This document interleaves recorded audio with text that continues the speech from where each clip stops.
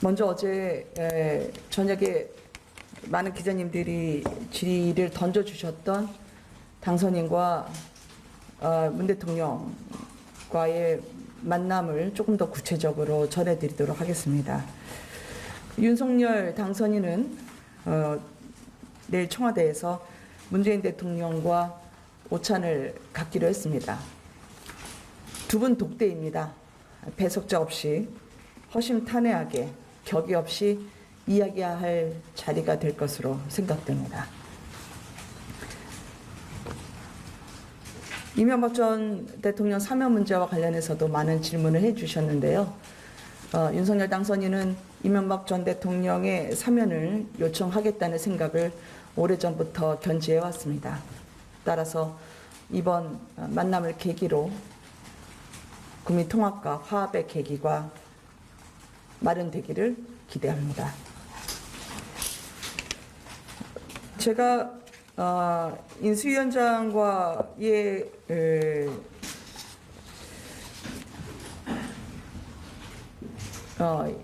일정을 조율하는 단계에서 지금 인수위 대변인이 곧 발표가 될 것으로 생각됩니다만 그 전까지 분과별 인수위원회 발표를 대신 전해드리고자 합니다.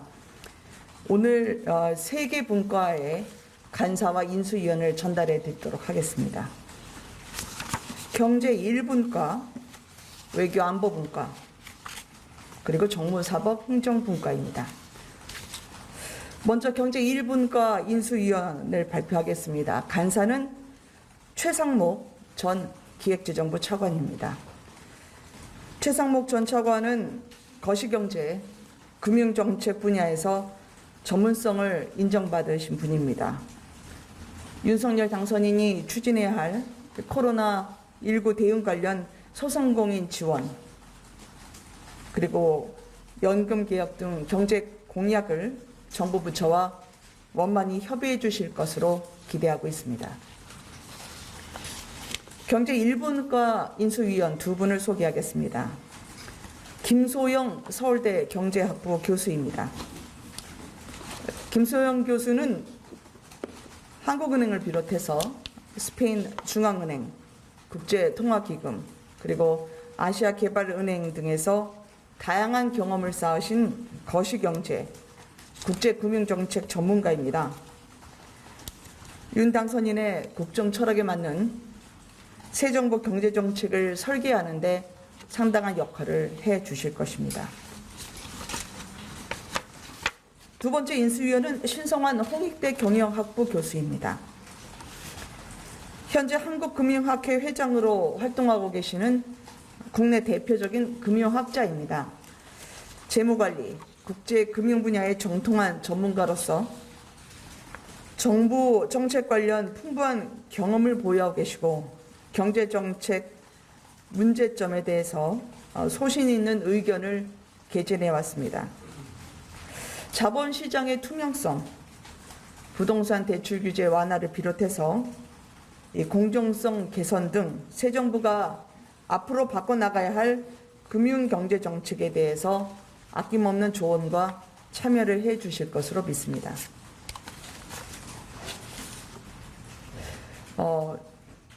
받아 쓰실 때 불편하실까 몰라서 자료를 저희가 곧 배포를 해드리겠습니다.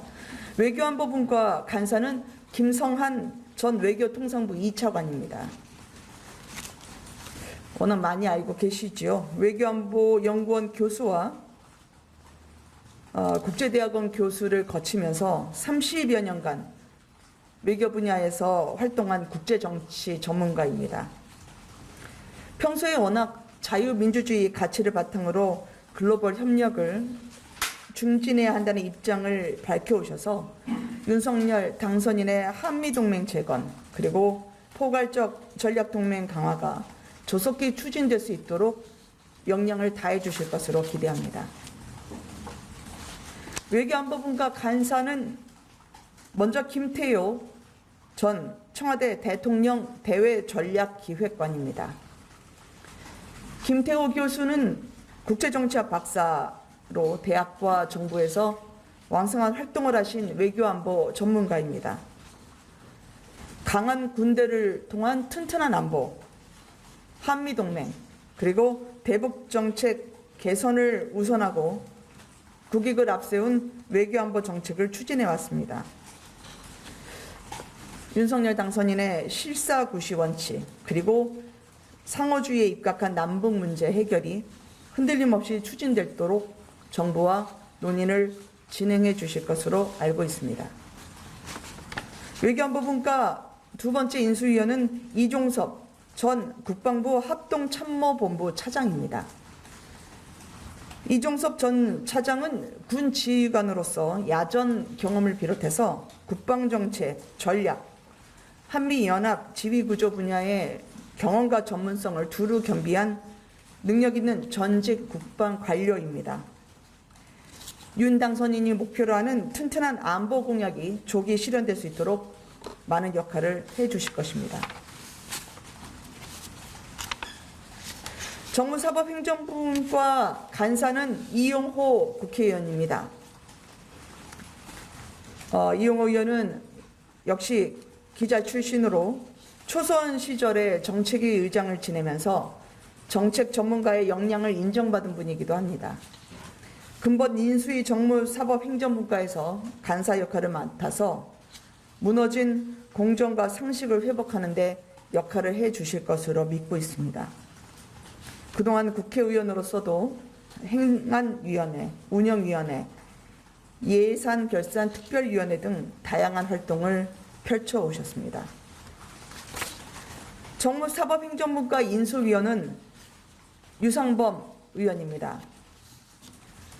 사법고시 합격 후에 20여 년 이상 검찰과 변호사 생활을 한 법률 전문가입니다. 윤석열 당선인의 사법개혁 그리고 법치주의 재확립이 흔들림 없이 추진될 수 있도록 정부 부처와 긴밀히 협의를 진행해 주실 것으로 믿습니다.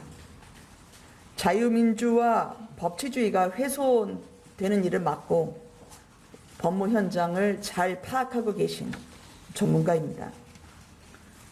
두 번째 정무사법행정부과 인수위원은 박순애 서울대 행정대학원 교수입니다. 박순애 교수는 행정학 박사입니다. 또 한국행정학회 65년 역사상 첫 여성 학회장으로 능력을 인정받았고 현재도 UN 공공행정전문가위원회 위원으로 활동하면서 행정의 발전에 기여하고 있습니다. 윤석열 당선인의 정부혁신, 행정정책이 제대로 추진될 수 있도록 다양한 정책 대안을 마련해 주실 것으로 믿습니다.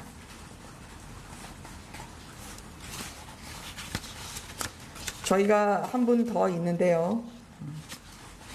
이 대통령 취임과 관련해 취임식 준비위원장이 있으십니다. 그것은 잠시 뒤에 다시 한번 말씀을 드리도록 하겠습니다. 대통령 취임식 준비위원장은 박주선 전 국회 부의장입니다. 박주선 전 국회 부의장은 워낙 수많은 정치 역정을 거치시면서 대한민국의 정치 지형을 바꾸는데 헌신적인 역할을 해왔습니다. 정의롭고 새로운 대한민국을 완성하기 위해서 국정통합을 가장 중요한 과제로 삼은 윤석열 정부의 가치와 철학을 누구보다 잘 이해하고 계신 분입니다. 취임식 준비위원장으로서 우리 윤석열 당선인의 가치와 철학을 국민께 전달드리는데 가장 적임자로 생각을 합니다. 그래서 계파에 휩쓸리지 않는 소신 있는 정치 행보가 정치권에 지금까지 귀감이 되고 있는 것처럼 정직하고 성실한 국민이 꿈과 희망을 가질 수 있는 나라, 국민이 신뢰하는 유능하고 일 잘하는 정부를 만들라는 국민의 준엄한 명령을 누구보다 잘 받들어서 구현해 주실 것이라고 믿고 모셔왔습니다. 그리고 추가로 브리핑해 드릴 사안은 아까 공지를 해드렸지만 어제 늦게 보리스 존슨 영국 총리와 윤석열 당선인 전화 통화가 있었습니다. 그래서 서면으로 가름을 해드리고요. 남북관계 그리고 우크라이나 사태에 대한 두 분의 현안에 대한 논의가 있었고 또 양국 관계를 심화 발전시키기 위한 구상도 나눴습니다. 좀 특이할 만한 점은 그 존슨 총리가 상당히 그 예습을 많이 해주신 것 같아서 감사드립니다. 윤 당선인이 존경하는 정치인으로 꼽은 윈스턴 처칠경을 언급했는데요. 직접 저술한 자서전을 전달하고 싶다는 뜻을 표명했습니다. 윤 당선인 또한 처칠경에 대해서 인류사의 위대한 정치인이자 문학가로서 그분이 보여준 불굴의 투지, 나라가 어려울 때 보여준 헌신, 또 그 희생이 일궈낸 승리를 잘 기억하고 있다면서 국정 운영에 있어서 처칠경을 늘 거울처럼 생각하면서 앞으로 임하겠다라는 메시지로 전화통화를 마쳤습니다. 서면 브리핑으로 기자님들께 대신 가름하도록 하겠습니다. 일정 관련은 중계가 끝난 다음에 기자님들께 협조를 구할 예정입니다. 질문을 좀 받을까요? 예. 네.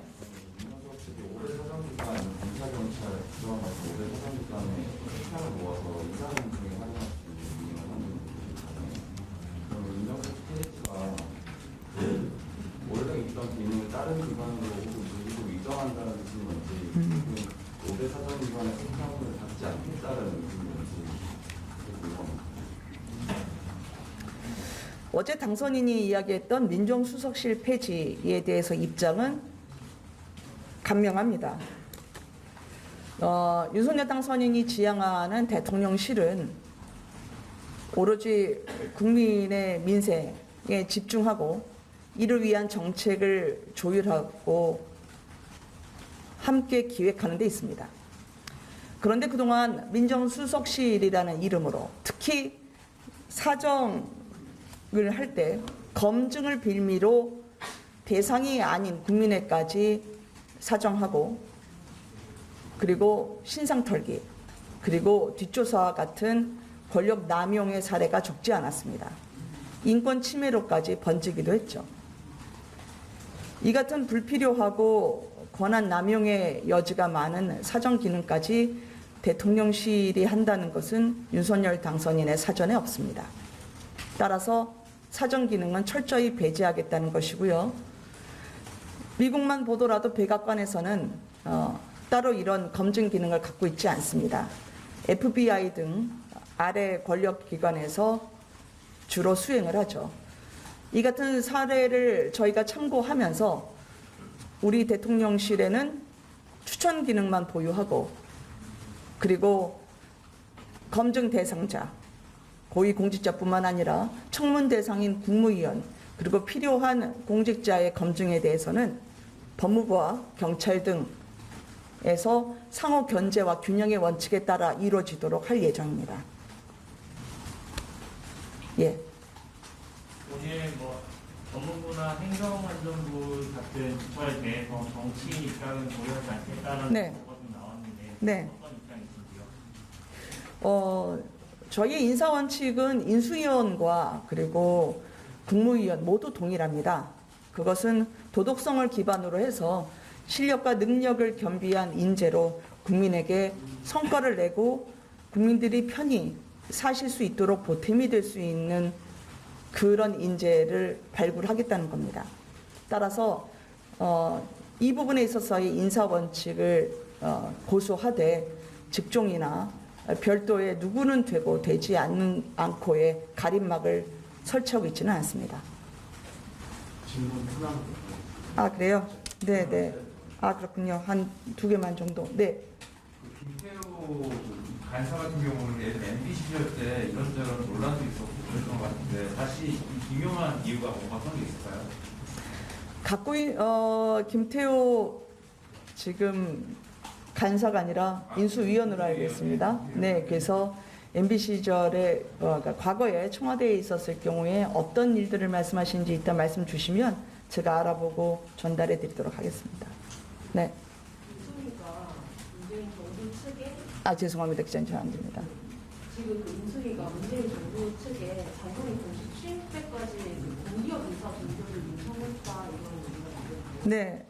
혹시 이게 확인이 가능할까요? 현재 그 문재인 대통령 정부 하에서는 저희가 문재인 정부에서 꼭 필요한 인사의 경우에는 저희와 함께 협의를 진행을 하고, 그렇지 않을 경우에는 업무 인수 인계가 원활하게 진행될 수 있도록 요청을 한 상태입니다. 따라서 이 같은 저희 입장이 잘 현 정부와 같이 병행되기를 저는 희망합니다. 네. 네? 아닙니다. 그러니까 현 정부 안에서는 필수 불가결한 인사가 진행돼야 될 사안도 있을 것입니다. 그러면 상호 협의와 함께, 그리고 인사와 관련해서는 업무 인수인계가 제대로 될 수 있도록 잘 협조가 될 것이라고 생각합니다. 그 정도로 말씀드리겠습니다. 네. 네네. 엄 기자님까지만 하고 갈까요? 네. 네, 오늘 그 지역균형 발전 특위의 지방 공동 사전답기로 한 거랑 네. 청와대 TF팀의 윤한홍 의원이 내정대회가 확정됐다 이런 보도가 나왔는데요. 네. 확인 가능하나요? 청와대 개혁특위의 그 업무는 실무선에서 진행이 되고 있습니다. 따라서 그 보도에 대해서는 아마 저는 임명과 관련한 것은 사실이 아닌 것으로 알고 있습니다. 그리고 실질적으로 특별히 직책을 갖지 않겠다고 말씀하신 걸로 알고 있거든요. 그리고 앞에 첫 번째 질문은 지방이나 지자체장 산하의 이제 공무원, 공직자 말씀하신 거였죠. 지자체든 아니면 어떠한 정부 부처에서든 저희 인수위에서는 모든 공직자의 파견이 이루어지고 있고, 또 그분들이 갖고 계신 경험과 그리고 소속 부처의 의견을 반영하는 작업은 현재도 진행 중입니다. 그건 앞으로도 이루어질 거고요. 네, 늘 인수위는 그랬습니다. 가야 되는데 이거 끄고 부탁드려야 될 게 있어서 네, 한 번만. 어제 기성과 이제 세도가 교수 임명을 하고 있는데 혹시 인성 배경을 어제 안철수 위원장이 상당히 그 장시간에 설명을 해주신 걸로 알고 있어서요. 일단 여기서 마감을 하고, 네. 해정부 인사검증 관련 기사들도 나오는데 네. 도덕성 관련 기준이 어느 정도 마련이 됐는지 네. 문재인 정부보다 높인다는 기사가 있는데 맞을지도 저희가 이번에 인수위까지 상당히 속도감 있게 진행을 하고 있습니다.